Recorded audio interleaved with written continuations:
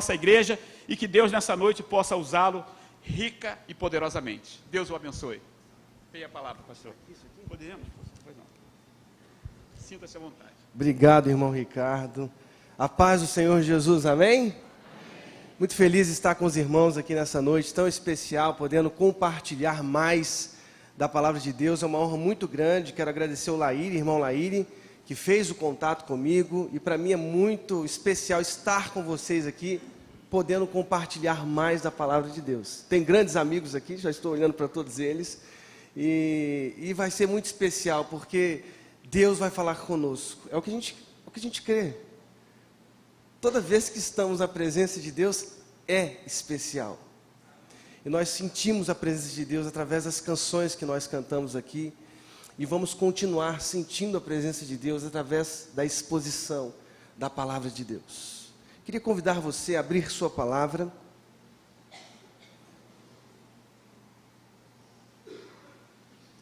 Em Gálatas, capítulo 1, a partir do verso 11.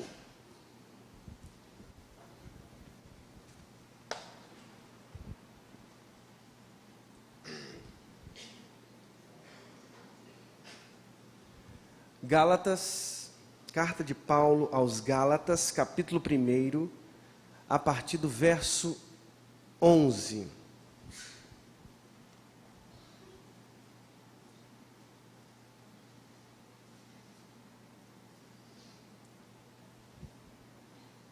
Eu não sei se você encontrou, mas quem encontrou, diga um amém bem forte. Amém. Eu acho que todos encontraram. Vamos ler a palavra de Deus? Veja o que diz, capítulo 1 da carta aos Gálatas, a partir do verso 11. Irmãos, quero que saibam que o evangelho por mim anunciado não é de origem humana. Não o recebi de pessoa alguma, nem me foi ele ensinado. Ao contrário, eu o recebi de Jesus Cristo por revelação. Vocês ouviram qual foi o meu procedimento no judaísmo. Como perseguia com violência a igreja de Deus, procurando destruí-la.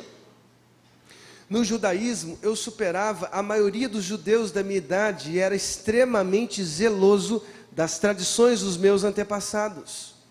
Mas Deus me separou desde o ventre materno e me chamou por sua graça, quando lhe agradou revelar o seu Filho em mim, para que eu o anunciasse entre os gentios. Não consultei pessoa alguma, tampouco subi a Jerusalém para ver os que já eram apóstolos antes de mim, mas de imediato parti para a Arábia e voltei outra vez a Damasco. Verso 18. Depois de 3 anos, subi a Jerusalém para conhecer Pedro pessoalmente, e estive com ele 15 dias. Não vi nenhum dos outros apóstolos, a não ser Tiago, irmão do Senhor. Quanto ao que lhes escrevo, afirmo diante de Deus que não minto. A seguir, fui para as regiões da Síria e da Cilícia. Eu não era pessoalmente conhecido pelas igrejas da Judéia que estão em Cristo. Apenas ouviam dizer: aquele que antes nos perseguia, agora está anunciando a fé que outrora procurava destruir. E glorificavam a Deus por minha causa. Amém? Eu queria que você fechasse os seus olhos nesse momento e fizesse uma oração diante do Senhor, diante de Deus. Que você fizesse total silêncio agora e diante da presença de Deus lá dentro do seu coração, quebrasse esse silêncio pedindo: Deus, fala comigo. Fala comigo através da exposição da sua santa palavra. Eu vou dar um tempo para você, e depois eu vou quebrar o silêncio orando com os irmãos.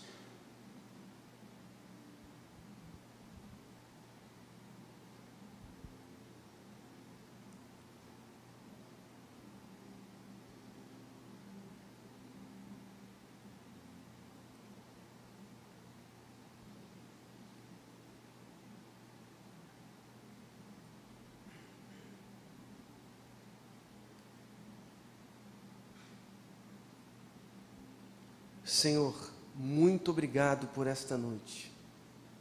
Muito obrigado por esta igreja que aqui se reúne. Nós te pedimos, Senhor, no nome de Jesus, que o Senhor fale aos nossos corações. Nós estamos com uma grande expectativa, porque queremos sair daqui, ó Deus, completamente enchidos da Tua presença.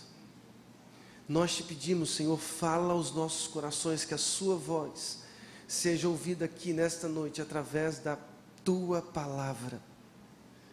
Eu te peço isso, Senhor, ouça a oração de cada um dos irmãos, no nome de Jesus, amém e amém. Quero intitular esse sermão, Convite à Autoanálise. Acho que todos nós precisamos de uma autoanálise, de autopercepção, de uma leitura de nós mesmos. Todos nós precisamos disso. Aliás, há uma máxima antiga, máxima grega, inscrita na entrada do templo de Delfos, na antiga Grécia: conhece-te a ti mesmo. Conhece-te a ti mesmo, inclusive popularizada pelo grande filósofo Sócrates. Porque há uma importância em conhecer a si mesmo. Esse é um convite para toda a humanidade, inclusive para nós que estamos aqui dentro, conhecermos a nós mesmos. Esse é um grande segredo dos que querem e que buscam uma vida equilibrada e feliz. Conhecer as nossas próprias fragilidades, potencialidades, nos ajudam a esquivar dos tropeços e a potencializar as nossas próprias forças em busca das grandes vitórias. Todos nós precisamos visitar seriamente os porões da nossa alma na busca da compreensão de nós mesmos. Será que nós temos a coragem do salmista no Salmo 139? Sonda-me, ó Deus, conhece o meu coração, prova-me, conhece as minhas inquietudes. Irmãos, há uma responsabilidade nas nossas próprias mãos de conhecer os nossos próprios corações. Sonda-me. Aliás, há um livro muito interessante, Confissões de Santo Agostinho. Esse livro, um dos grandes livros da teologia do Ocidente. Lá no livro 2 de Confissões, parece que Agostinho faz uma espécie de leitura de si mesmo. Ele dissecou-se a si mesmo, expondo as próprias vísceras na coragem e na busca da compreensão de si mesmo. Lá no livro 2 ele diz assim: as minhas próprias infâmias, tanto mais dignas de glória, quanto mais infames eram, eu queria fazer o mesmo, numa espécie de competição com os próprios amigos. Ele ali expõe as próprias vísceras, o interior do seu coração, dizendo: as minhas infâmias. Irmãos, nós temos a responsabilidade de uma autoanálise. Por isso, esse sermão, essa palavra é um convite para todos, para nos conhecermos a nós mesmos, amém? Aliás, Paulo, na sua carta aos Gálatas, a partir desse verso 11, vai até o capítulo 2, verso 10, Paulo faz uma autoanálise. Ele resgata a sua própria história, ele entra em sua própria vida, e veja, não só aqui, ele faz isso em muitas ocasiões. Essas autoanálises estão espalhadas em toda a literatura do apóstolo Paulo. Eu poderia aqui mencionar pelo menos alguns exemplos que comprovam essa busca do apóstolo Paulo de conhecer a si mesmo. Lá em Romanos 7, a partir do verso 9 até o 15, ele diz: sabemos que a lei é espiritual, eu contudo não sou, pois fui vendido como escravo ao pecado. Não entendo o que faço, pois não faço o que desejo, mas o que odeio. Paulo visitou-se a si mesmo, na busca, no desejo de compreender a si mesmo. Veja só lá em Filipenses capítulo 3, ele diz: quanto à lei, fariseu, quanto ao zelo, perseguidor da igreja, quanto à justiça que há na lei, irrepreensível. Mas o que para mim era lucro, considerei perda. Veja, isso é uma autoanálise, a busca de compreender a si mesmo. Será que nós temos a responsabilidade e a coragem de, como o apóstolo Paulo, entrar dentro dos nossos próprios corações, expor as nossas próprias vísceras na busca da compreensão de nós mesmos? Eu chutaria todas as fichas exegéticas, para dizer que essa busca que Paulo fez de si mesmo tem um início. Lá em Atos 9, a caminho de Damasco, Paulo, enquanto perseguidor da igreja, no alto da sua religiosidade, ele precisou ouvir uma inquietante pergunta: Saulo, Saulo, por que você me persegue? Por que você me persegue? E ao ouvir essa pergunta, Paulo, desconcertado, tonto, perguntou: quem és tu? Quem és tu, Senhor? E ele respondeu: eu sou Jesus, a quem você persegue. Parece que talvez essa tenha sido a maior frustração do apóstolo Paulo. No alto da sua religiosidade, no lugar mais elevado da sua religião, ele encontrou-se perseguindo a própria esperança de Israel. Por que você me persegue, Paulo? Por que você me persegue? Veja só, às vezes estamos no alto da nossa religião, mas podemos nos tornar lá no alto perseguidores da própria esperança que dizemos professar. Paulo teve um encontro consigo mesmo, um encontro com Deus e com a sua missão, porque ele visitou honestamente os porões de sua alma na busca da compreensão de si mesmo. Por isso o convite é para todos. Façamos hoje uma autoanálise nos nossos corações, amém? E uma primeira coisa que quero considerar são os versos 13 e 14. Veja o que diz a palavra de Deus. Versos 13 e 14 da carta aos Gálatas, capítulo 1. Vocês ouviram qual foi o meu procedimento no judaísmo, como perseguia com violência a igreja de Deus, procurando destruí-la. No judaísmo eu superava a maioria dos judeus da minha idade e era extremamente zeloso das tradições dos meus antepassados. Esses são os versos 13 e 14, que nos mostram que nessa visita que Paulo fez em si, ele teve um encontro com ele mesmo. Por isso, uma autoanálise requer de nós um encontro conosco mesmos. Aqui nós encontramos nas penas do apóstolo Paulo a compreensão lúcida que ele tinha de sua vida pretérita, de seu passado. Ele diz que ele era um perseguidor, e a expressão é interessante, ele perseguia com violência. Ele tinha extremo zelo pelo judaísmo, pela tradição dos seus antepassados. E essas coisas são aqui postas, não como uma espécie de autobiografia aleatória, não, há uma importância nisso. Ele se percebeu perseguidor, ele se percebeu enquanto um homem cheio de zelo, de respeito pela tradição, um perseguidor, e diz-nos a própria palavra, um perseguidor com violência. A expressão que ele usa aqui é extrema violência, uma violência além da medida. Ele perseguiu a igreja com violência, ele não fez nenhuma concessão na leitura que fez de si mesmo. Ele foi sincero, quando ele percebe-se lá naquela vida pretérita, ele diz: eu persegui a igreja. No capítulo 3 da carta aos Filipenses, ele compara toda essa vida lá no judaísmo, dizendo assim: eu não posso, se comparar minha vida pretérita com a suprema grandeza do conhecimento de Jesus Cristo, eu posso considerá-la como esterco. É o que diz Filipenses capítulo 3, ao comparar toda a sua vida religiosa com a suprema grandeza do conhecimento de Jesus, lá em Filipenses 3, ele diz: é esterco. É esterco, irmãos. Será que nós temos analisado os nossos próprios corações? Será que temos feito uma leitura sincera de nós mesmos, do nosso interior? Será que temos a coragem do apóstolo Paulo para dizer: miserável homem que sou, quem me livrará do corpo dessa morte? Será que nós somos honestos? Interessante, no livro A República de Platão, no livro 2, há um mito, o mito de Giges. Giges era um pastor de Lídia, ele pastoreava o rebanho, e diz o mito que num dia uma grande chuva, um intenso terremoto abriu o chão e formou uma larga cratera.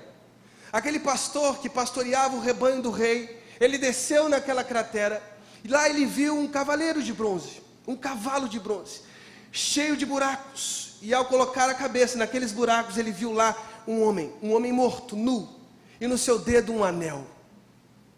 Ele ficou curioso com aquele anel, e aí o pastor Giges pega esse anel e sai correndo daquele lugar.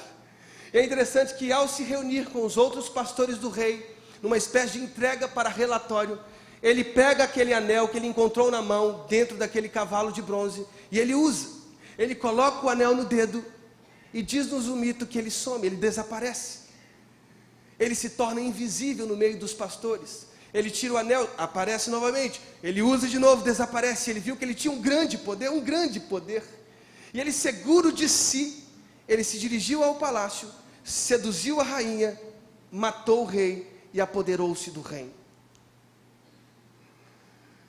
Eu te pergunto, o que você faria se você tivesse uma aliança de Giges, um anel de Giges?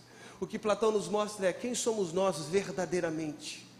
Quem somos nós quando ninguém está olhando? Eu confesso, irmãos, que quando eu pensei nesse mito, eu disse assim, se eu tivesse esse anel, talvez eu encontraria com a minha pior versão. Paulo, ao visitar a si mesmo, encontrou a sua pior versão. Eu acho que esse é um dos grandes méritos da teologia do apóstolo Paulo e do Evangelho. Esse é um dos grandes méritos do Novo Testamento, mostrar o quão miseráveis somos, o quão fracos somos, o quão frágeis somos, e que dependemos única e exclusivamente de uma graça que vem de Deus. Que vem de Deus. Paulo, ao encontrar com as suas entranhas, com os seus vícios, com as suas paixões humanas, diz-nos a palavra, ele encontrou com o próprio Deus. Por isso digo que essa autoanálise é importante, porque primeiro, encontramos conosco mesmos. Segundo, nos encontramos com o próprio Deus Criador. Veja o que diz os versos 11 e 12. Abram comigo. Versos 11 e 12. Irmãos, quero que saibam que o evangelho por mim anunciado não é de origem humana. Não o recebi de pessoa alguma, nem me foi ele ensinado, ao contrário. Eu o recebi de Jesus Cristo por revelação. Agora vai ao verso 15. Mas Deus me separou desde o ventre materno e me chamou por sua graça. Quando lhe agradou revelar o seu Filho em mim, para que eu anunciasse entre os gentios, não consultei pessoa alguma, tampouco subi a Jerusalém para ver os que já eram apóstolos antes de mim. Mas de imediato parti para a Arábia e voltei outra vez a Damasco. Depois de 3 anos subi a Jerusalém para conhecer Pedro, pessoalmente estive com ele 15 dias, não vi nenhum dos outros apóstolos, a não ser Tiago, irmão do Senhor. Quanto ao que lhes escrevo, afirmo diante de Deus que não minto. A seguir fui para as regiões da Síria e da Cilícia. Eu não era pessoalmente conhecido pelas igrejas da Judéia que estão em Cristo. Observe bem, todas as autobiografias narradas em Atos dos Apóstolos concordam com esses versos. O evangelho que Paulo anunciava através das suas cartas, através da sua intensa pregação, do seu intenso projeto missionário, não era de algum homem, não era de origem humana. Ele recebeu de Jesus Cristo por revelação. Foi Deus quem o separou desde o ventre materno e o chamou por sua graça para lhe revelar o seu Filho, para que ele mesmo se tornasse anunciador entre os gentios. É interessante porque os adversários da Galácia, lá no interior dessa igreja, eles questionavam a apostolicidade do apóstolo Paulo, o ministério. Eles diziam, bem, esse aí é menor, ele não faz parte do grupo dos primeiros discípulos, os 12 discípulos, ele é menor. Há uma diferença abismal entre o apóstolo Paulo e Pedro, porque Paulo não fazia parte desses discípulos primários que caminharam com Jesus, viram os seus milagres, os seus sermões, suas parábolas, a sua morte, a sua ressurreição. Esses adversários do interior da Galácia começaram a dizer, não, o evangelho que esse cara prega é de segunda mão. Paulo tem que defender o seu apostolado, Paulo precisa defender o seu ministério, e ele diz, ainda que consciente da diferença que ele tinha com os 12 primeiros discípulos, lá no capítulo 15 da carta aos Coríntios, ele diz, eu sou o menor dos apóstolos, eu nem mereço ser chamado de apóstolo, porque perseguia a igreja. Paulo estava consciente do seu ministério, de que ele não fazia parte dos discípulos primários, mas mesmo assim ele assegura aos seus destinatários a origem divina do evangelho que ele pregava, a origem divina da sua pregação. Agradou a Deus revelar o seu filho ao apóstolo Paulo, pura graça. É tão incrível isso. Paulo, em sua pior versão, perseguidor da igreja, com cartas das sinagogas para perseguir os cristãos em Damasco, tem um encontro incrível com Jesus. A origem não foi humana, foi divina, pura revelação de Deus ao apóstolo, pura graça. Não havia nada nele, nada, absolutamente nada no apóstolo Paulo, mas aprouve a Deus revelar-se ao apóstolo Paulo. E veja só, irmãos, é sempre assim. É sempre assim. Um Deus que é suficiente em si, que não depende de nenhum outro além dele mesmo, ao nos criar e a nos salvar através de Jesus Cristo. Eu te pergunto, revelou a nossa própria história, na história da salvação, o seu desejo eterno de revelar-se a nós, o seu amor, pura graça, pura gratuidade. Não havia nenhum mérito em nós, nenhum, mas Deus prova o seu amor por nós, em que Cristo morreu por nós, sendo nós ainda pecadores. É o que diz a carta aos Romanos. Não havia absolutamente nada, mas Ele decidiu se revelar a nós. Veja essas expressões: desde o ventre, me chamou por sua graça. Mostram-nos com contundência que tudo no Evangelho não depende de nós, existe apesar de nós. Não há nenhum mérito. Irmãos, eu acredito que o Estado e as organizações precisam ser meritocráticas. Uma dose de meritocracia é importante para não criar um Estado passivo. Mas veja só, os que confessam a total depravação do ser humano, e nós confessamos isso, precisam dosar a meritocracia, a perspectiva meritocrática, porque, irmãos, se fosse por mérito, nenhum de nós estaríamos hoje sentados aqui ouvindo essa mensagem do Evangelho. Não havia absolutamente nada em você, nada em mim, nada em nós. Por pura graça, por puro amor, Deus se revelou a nós ao nos criar e ao nos salvar em Cristo Jesus. Foi puro amor de Deus. Paulo, ao encontrar com a sua pior versão, encontrou-se com Deus. Uma autoanálise requer de nós esse encontro com Deus, já que nos percebemos tão miseráveis, tão frágeis, tão pequenos, tão pecadores. Nós percebemos a total dependência que temos de Deus. Terceiro e último, não é só um encontro conosco mesmos ou com Deus. Uma autoanálise requer de nós um encontro com a nossa missão. Com a nossa missão. Veja o que diz: eu não era pessoalmente conhecido pelas igrejas da Judéia, que apenas ouviam, olha o que diz lá, apenas ouviam dizer que aquele que antes nos perseguia, agora está anunciando a fé que outrora procurava destruir, e glorificavam a Deus. São os últimos versos desse texto que lemos. Apenas ouviam dizer, aquele que antes nos perseguia, agora está anunciando a fé que outrora procurava destruir. E diz a palavra, e glorificavam a Deus por minha causa. Uma autoanálise requer de nós um encontro conosco mesmos. Ao expormos as nossas vísceras, o nosso interior, enxergamos as raízes tão pecaminosas e carnais que existem em nós mesmos. Tanta fealdade, tanta vaidade, tudo dentro de nós mesmos. Mas nesse encontro com as nossas fragilidades, com as nossas fraquezas, nos encontramos quase que simultaneamente com esse próprio Deus. Porque ao nos percebermos frágeis, fracos, entendemos que nada depende de nós. Foi a cruz de Cristo, foi o que Ele fez em Cristo Jesus na cruz do Calvário. Nada dependeu das nossas obras, méritos, inteligência, razão, nada, absolutamente nada. Ao encontrar conosco mesmos, nos encontramos com Deus, pois foi Ele quem construiu a nossa salvação em Cristo Jesus. Por isso, quando nos encontramos com Deus, encontramos com a nossa missão.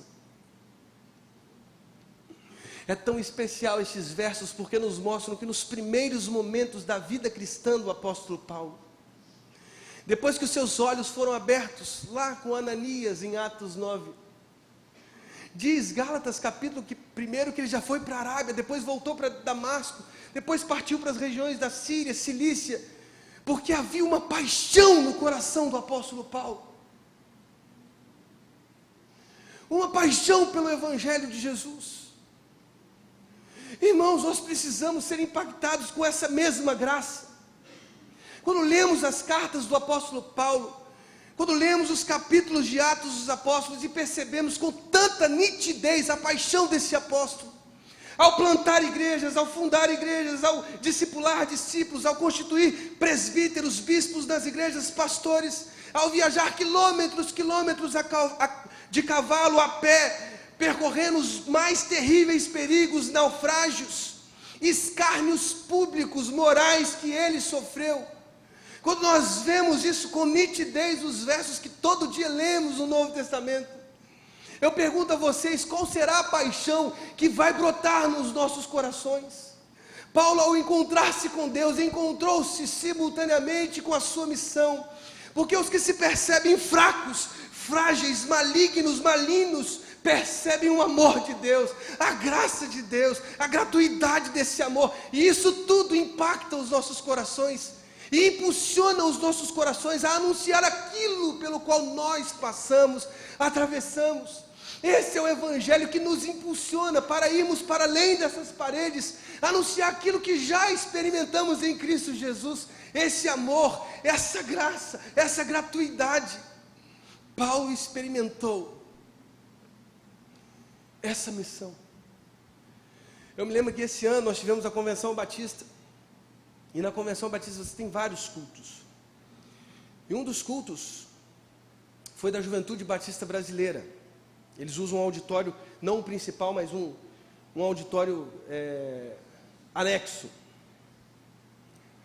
E aí, Jean, veja só, tinham 3 pregações, pastor Walter Júnior, eu e uma missionária, Cristiane, da Junta de Missões Mundiais. Eram 3 temas no culto: fé, esperança, amor. Irmãos, fé, pastor Walter pregou. Aí depois, esperança, a missionária da Junta de Missões Mundiais pregou. Irmãos, aquela missionária impactou o meu coração. Eu confesso aos irmãos, já que nós estamos expondo os nossos corações para uma análise, que eu fui ficando miudinho. Meu Deus, o que eu vou pregar depois dessa mulher? Eu fui ficando miudinho, a cada minuto que ela falava, cada experiência que ela contava no campo missionário, eu fiquei miudinho. E depois daquele culto, nós conversamos, e eu pedi para ela que ela escrevesse para mim um pouco sobre a história dela. E ela escreveu uma carta, e eu queria ler essa carta. Eu não sei se está gravando, se está sendo transmitido, mas existem coisas que talvez precisam ser... Vocês publicam isso? Ah, é? Então, que me perdoem. Já foi? Já cortou? Porque ela pediu isso.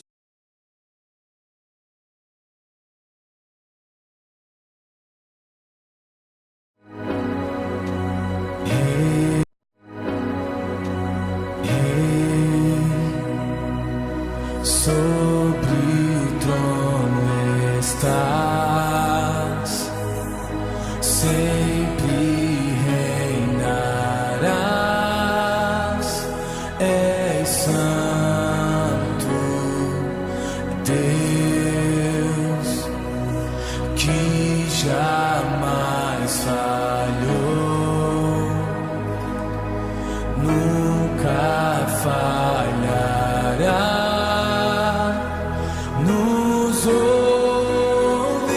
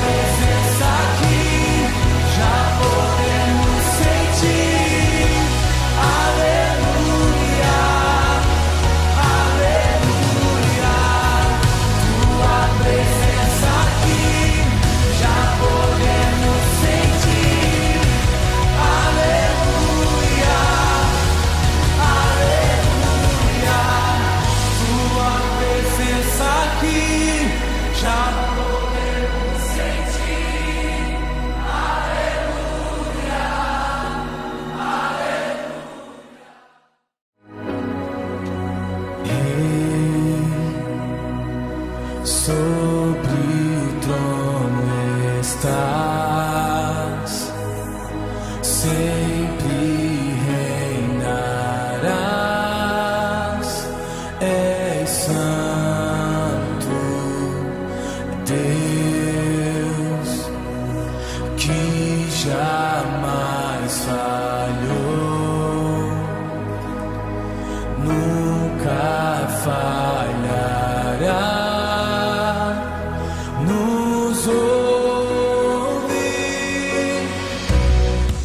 Pelo Evangelho que nos alcançou.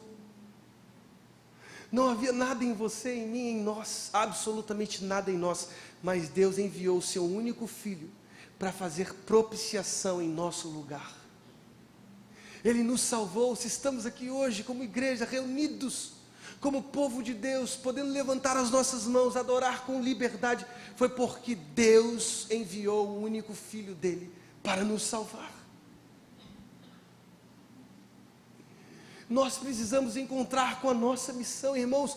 Quão extraordinário é viver o Evangelho, viver pelo Evangelho, viver no Evangelho. Não há nada mais especial do que uma vida como essa. Não há nada mais especial do que ter uma vida como essa. Que nessa autoanálise de hoje a gente possa compreender qual é a nossa missão para esse mundo. A nossa maior missão, a nossa única missão, é para além dessas paredes anunciar o Evangelho do Senhor Jesus. O Espírito do Senhor ungiu o próprio Jesus, é o que nos diz Lucas 4.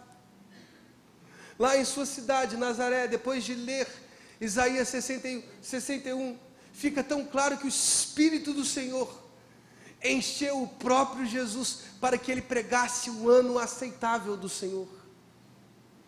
Pregasse o Evangelho aos pobres. Nós temos a responsabilidade, como igreja de Jesus, como continuação corpórea de Jesus, continuarmos a missão extraordinária de Jesus, de dizer que o reino está próximo. Arrependam-se, porque Cristo vai voltar, e nós queremos que esse bairro, essa cidade, o Brasil, se renda aos pés de Jesus. Esse é o nosso desafio, esse é o meu desafio, esse é o seu desafio. Ver esse país rendido aos pés de Jesus, que nós possamos nessa noite encontrar com a nossa missão, e a nossa missão é expandir o Evangelho de Jesus. Será que precisamos fazer essa autoanálise? Será que você tem coragem de entrar lá nos espaços escondidos da sua alma, expor os seus vícios, medos, suas angústias, suas fragilidades? Será que você tem coragem de, nesse encontro com você mesmo, encontrar com esse Deus gracioso, amoroso, de braços abertos, que espera os filhos pródigos lá na sacada da sua própria casa? Será que esse encontro com Deus que temos todos os dias, pois Ele se apresenta a nós nas coisas mais pequenas que desconsideramos, no pão que partimos de manhã, na manteiga que nós colocamos, no café com leite, no queijo? Eu sou mineiro, queijinho é muito bom. No frango com quiabo do almoço, nos relacionamentos, nas amizades, naquilo que a igreja nos oportuniza, lá no meio onde nós estamos, no nosso trabalho, carteira assinada, faculdade, curso que estamos fazendo, desafios que temos nas nossas próprias vidas. Será que a gente reconhece esse Deus se apresentando a nós, fazendo das rochas brotarem águas, fazendo codornizes caírem assim de forma tão clara diante de nós, mostrando o seu cuidado, amor, gratuidade, porque nós não merecemos, mas Ele faz? Será que somos capazes de encontrar com a nossa missão, que é revelar esse Deus amoroso ao mundo inteiro? Que a experiência dessa missionária Cristiane impulsione os nossos corações, para que vivamos nós mesmos, talvez não lá no Sudeste Asiático, ou na África, mas aqui, nas nossas Áfricas, nas nossas ásias o Evangelho de Jesus, pois a autoanálise é encontrar consigo mesmo, com Deus e com a nossa missão. Que Deus os abençoe, no nome de Jesus. Amém.